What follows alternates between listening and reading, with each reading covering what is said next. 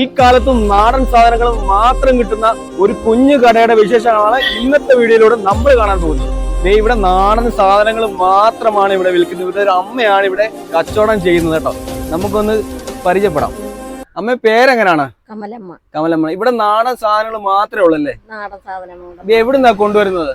ഇത് വിപണികളിൽ നിന്ന് കൊണ്ടുവരാം. എന്തൊക്കെ സാധനങ്ങളാണ് നമുക്കൊന്ന് കണ്ടു നോക്കാം കേട്ടോ. നാടൻ തേങ്ങയുണ്ട്, നാടൻ പയറുണ്ട് കേട്ടോ. നാടൻ പയർ ഇവിടെ കർഷകരിൽ നിന്ന് വാങ്ങിയ നാടൻ പയർ വിപണിയിൽ നിന്ന് കൊണ്ടുവരുന്നതാണ്. വേണ്ടേ കോവയ്ക്ക ഉണ്ട് നാടൻ, ഇഞ്ചി നാടൻ, രണ്ട് കപ്പയുണ്ട്, മാങ്ങയുണ്ട്. ഇത് പഴുത്ത മാങ്ങയാണോ? പഴുത്ത മാങ്ങ ഉണ്ട്. ഓമയ്ക്ക ഉണ്ട് കേട്ടോ. ഓമയ്ക്ക, പിന്നെ പഴുത്ത ഓമയ്ക്ക ഉണ്ട്, കൂമ്പുണ്ട്, കാന്താരിയുണ്ട്, നാടൻ മുട്ടയുണ്ട്, പിന്നെ കാട മുട്ടയുണ്ട്, താറാമുട്ടയുണ്ട്, പിന്നെ വേണ്ട നാടൻ പഴങ്ങളുണ്ട് കേട്ടോ. ഏത്തക്ക ഉണ്ട് നാടൻ. ഇതെല്ലാം നാടൻ സാധനങ്ങളാണ്. ഞാലിപ്പൂവൻ പഴം. പിന്നെ വേറെ എന്തൊക്കെ ഉണ്ടമ്മേ? ഇതൊക്കെ എന്താണ്? ഇത് കുരുമുളകുണ്ട്. ഇതെന്താണ്?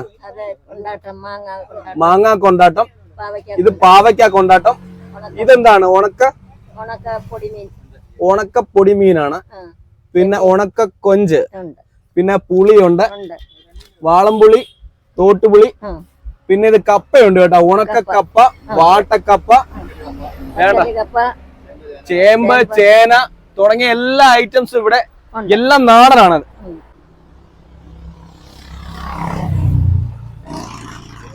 അമ്മ ഇത് എല്ലാ ദിവസവും കടയുണ്ടോ? എത്ര മണിയാകുമ്പോൾ തുറക്കും? 7-8 മണിയാകുമ്പോഴത്തേനും തുറക്കും. 8 മണിയാകുമ്പോൾ തുറക്കും അല്ലേ? എത്ര മണി വരെ കാണും? 9:30 വരെ കാണും. ഇതാരാ സാധനങ്ങൾ കൊണ്ടുവരുന്ന? മോനാണോ?